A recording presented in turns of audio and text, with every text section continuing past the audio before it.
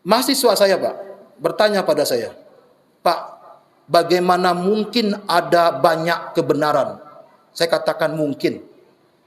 Jawab pertanyaan saya, Pak Ibu ya. Mana yang paling benar menurut Bapak Ibu? Mana yang paling benar?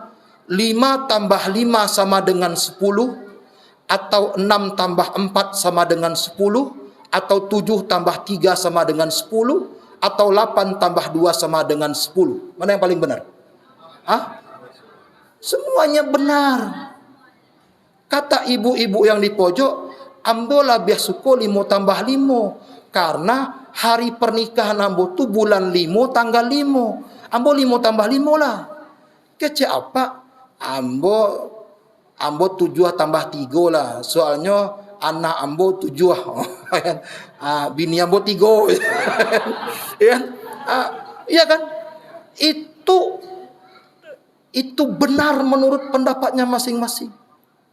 Jadi ringkas dari ceramah kita adalah tidak usah terlalu tegang dengan perbedaan.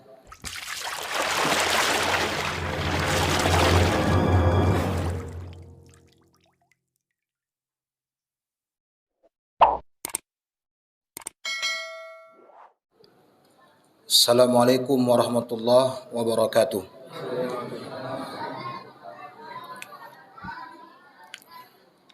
Alhamdulillah, assalatu wassalamu ala rasulillah wa ala alihi wa sahbihi wa mawalah. Wa qul ja'al haqqu wa zahaqal batil innal batila kana zahuqa la yatakallamuna illa man adzina lahu rahman wa qala shawaba. Bapak-bapak, ibu-ibu, hadirin hadirat sidang jamaah Tarwih yang dirahmati Allah. Alhamdulillah, tadi kita sudah mendengarkan paparan dari saudari kita tentang kematian dan kesehatan. Tadi juga sebelumnya kita juga melakukan sholat isya berjamaah dengan imam yang sangat merdu. Kebetulan imam tadi itu adik kelas saya, Pak. Jadi ada ayat yang dia baca, kalau kita ingat tadi pada rakaat pertama itu Quran surat Ali Imran ayat 103. Dengan sangat fasih, bunyinya diantaranya adalah wa'tasimu bihablillahi jami'ah wala tafarraqu. Ayat pertama tadi. Yang kira-kira artinya adalah, wahai umat muslim, umat Islam, berpegang teguhlah engkau bersatu di bawah tali Allah, wala tafarraqu. Jangan engkau berpecah belah. Ini ayat ini menarik karena beberapa hari yang lalu itu ada orang yang persis bertanya kepada saya tentang ayat ini dan kaitannya dengan kehidupan kita sekarang. Dia berkata, Ustadz, bagaimana mungkin kita akan bersatu? Penentuan Ramadan saja sudah berbeda-beda. Ini bagaimana ayat ini? Ya, penentuan Ramadan saja ada Sabtu, ada Minggu.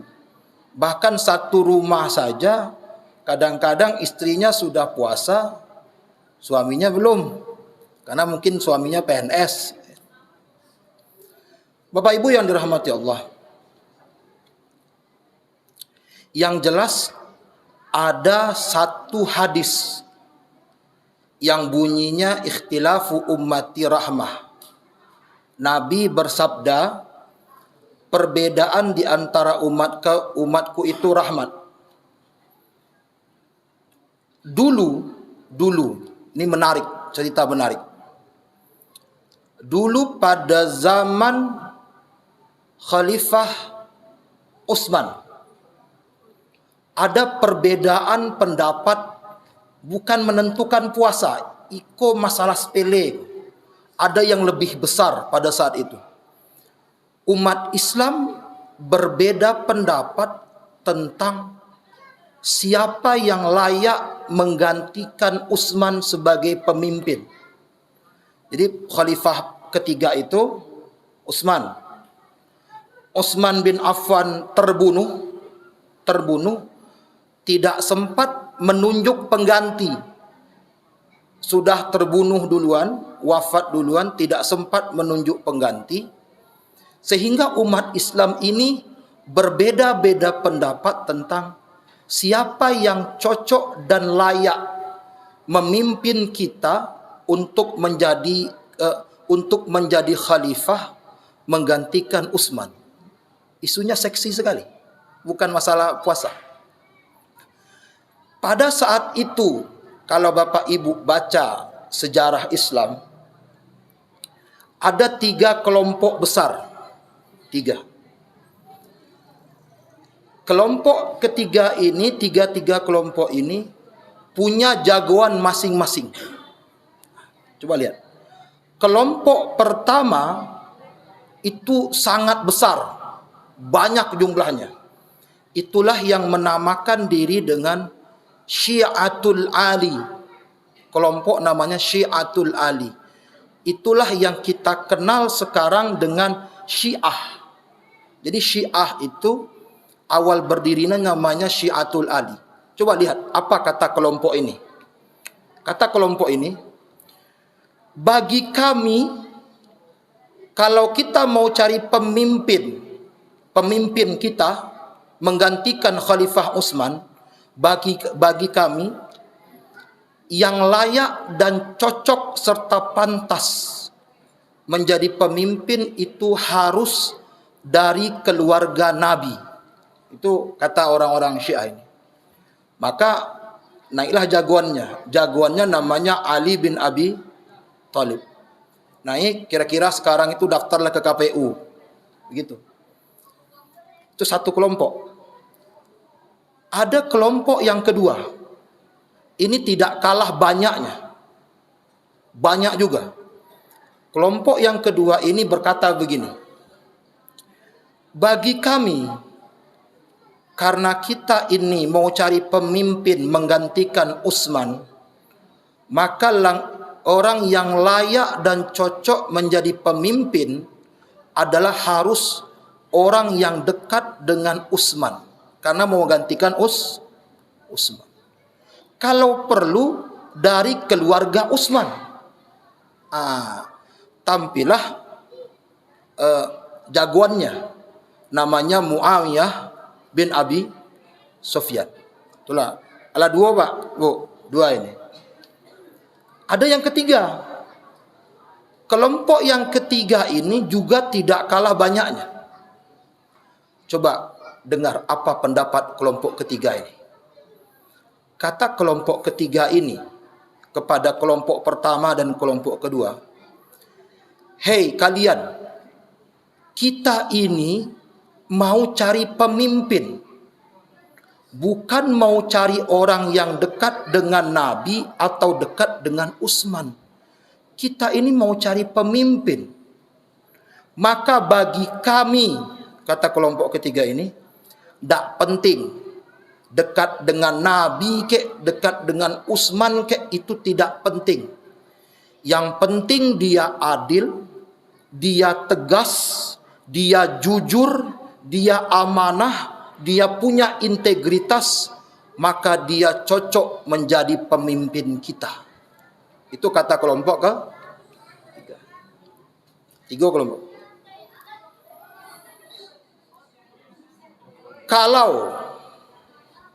Kalau Bapak Ibu ditakdirkan oleh Allah hadir pada saat itu, siapa yang awak pilih?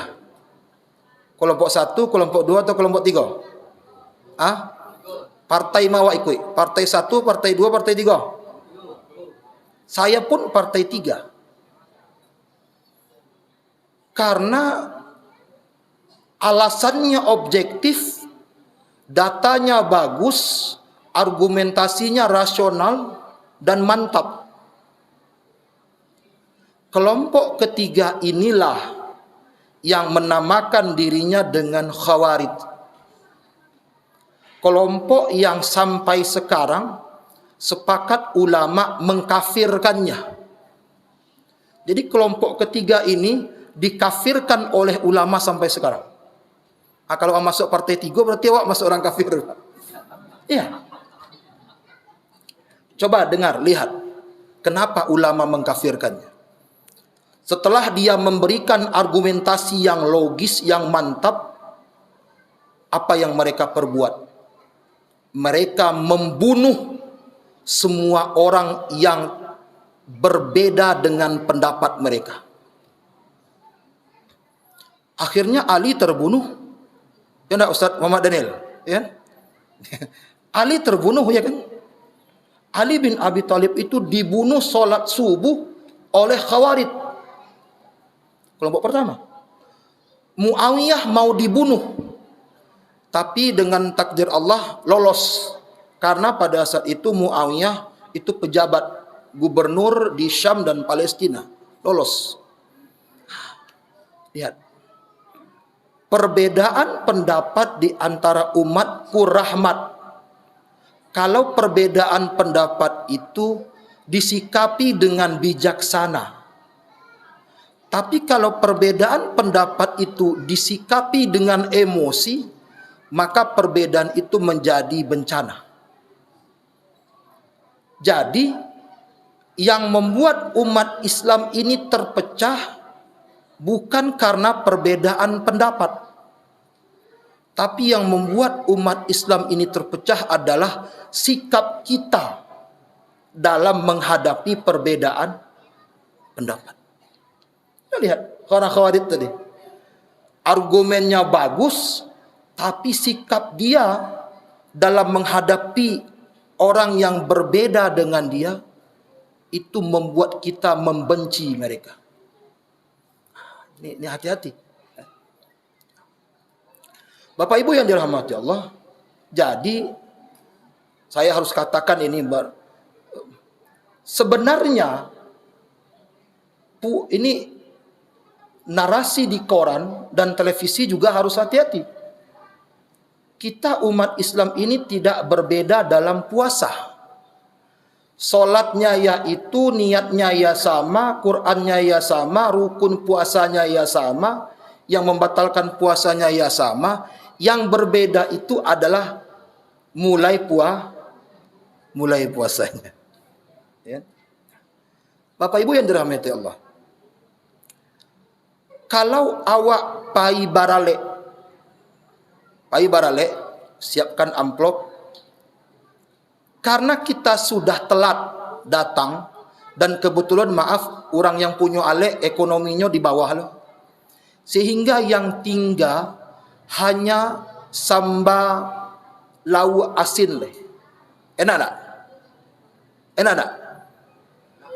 Kita enak Pak, ikan asin. Tapi kalau kita kolesterol tinggi bagaimana? Kita yang darah tinggi ini bagaimana? Bahaya loh Pak Bu, ikan asin untuk kolesterol, untuk darah tinggi. Nah, tanya sama saudara Rahmi, itu bahaya itu. Ikan asin untuk darah tinggi, itu bahaya. Bagaimana? Oh, kasih amplop saja kita pulang, rugi kita. Ya. Kalau kita pergi ke Tampe Barale, kebetulan awak barale ke rumah pejabat orang kayu. Masuk ke situ, hidangannya bermacam-macam. Ada lele, ada randang, ada ayam goreng, ada sate, banyak. Enak tak? Enak. Mana yang lebih suka? Pai barale ke Tampe pertama atau ke Tampe kedua? Coba dengarkan ini. Kata Nabi, ajaran Islam itu adalah hidangan Allah untuk kita. makin kaya orang yang punya hidangan, makin beragam hidangannya. Benar atau tidak? Benar tak? Makin kaya yang punya alek, makin banyak dan beragam hidangannya. Ajaran Islam ini yang punya hidangannya itu Allah. Allah maha kaya tak? Maha kaya Bapak Ibu, Allah. Sangat kaya. Sehingga hidangannya bermacam-macam. Jadi tidak usah penentuan puasa lah. Solatnya beda-beda. Ada yang 8, ada yang 20. Yang 8-nya ada yang 22, ada yang 4. Nanti subuh ada yang kunut, ada yang tidak kunut. Imamnya ada yang mulai Bismillahirrahmanirrahim, ada yang mulai Alhamdulillahirabbil alamin. Niat puasanya beda-beda. Ada ulama mengatakan boleh 1 kali niat untuk 1 bulan. Ada ulama mengatakan 1 niat 1 hari. Pengucapan niatnya ada yang pakai dilafazkan. Sengaja aku berpuasa, ada yang pakai bahasa Arab, ada yang boleh dalam hati. Macam-macam pendapat ini. Sehingga hidangannya macam-macam, mudah dan enak bagi kita yang dihidangkan. Kita mengambil yang menguntungkan kita, yang memudahkan untuk kita dalam beragama. Takbirnya ada yang harus begini, ada yang begini, boleh yang begini, boleh tidak angkat tangan. Ya. Kalau satu pendapat, kalau tangan sakit itu boleh. Tuhan tidak bisa sholat dengan tangan taki, tidak bisa mangke sampai kemari doang. Tidak bisa sholat. Satu pendapat. Bapak Ibu yang dirahmati Allah, saya ada waktu Pak ya. Saya minta 3 menit lagi. Ini kejadian menarik ini. Perbedaan pendapat antara Imam Malik dan Imam Syafi'i. Jadi Imam Malik dan Imam Syafi'i ini guru murid. Gurunya Imam Malik, muridnya Imam Syafi'i. Ini 2 orang berdebat terus sehingga mazhab Imam Malik sama mazhab Imam Syafi'i itu berbeda-beda. Padahal itu guru murid Bapak Ibu. Suatu hari, ini menarik. Bersabar Bapak Ibu mendengar saya, ini pemahamannya tidak sederhana. Suatu hari Imam Malik dan Imam Syafi'i ini berbeda pendapat tentang status tanah. Indak tanah Gunung Pangilun itu dah. Status tanah Mekah. Kata Imam Malik, apa kata Imam Malik? Tanah di Mekah itu, yang di Saudi itu milik umat Islam. Itu tanah sudah diwakafkan oleh Nabi kepada seluruh umat Islam di dunia. Jadi tanah Mekah tuh Pak Ibu, kalau mazhab awak Imam Malik, itu tanah awak tuh. Kini nyutagan hotel dorang. Dia dapat fee-nya. Ada fee Pak.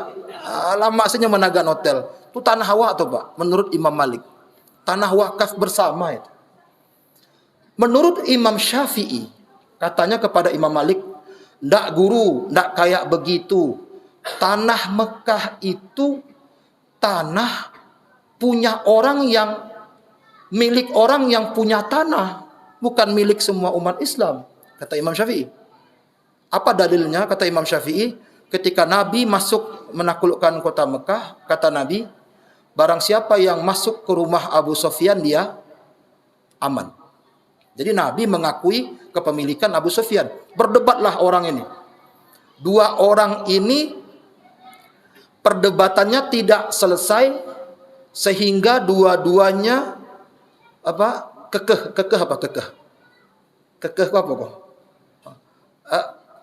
kekeh apa bahasa awal? Tidak bersetegang tidak kekeh, tetap pada keyakinannya masing-masing. Ini kata Imam Syafi'i, kalau ambo pendapat ambo, kalau situ pendapat situ. Akhirnya tidak bertemulah pendapat ini. Mazhab Imam Malik itu banyak dianut oleh orang Mekah. Mazhab Imam Syafi'i itu banyak dianut oleh orang Indonesia.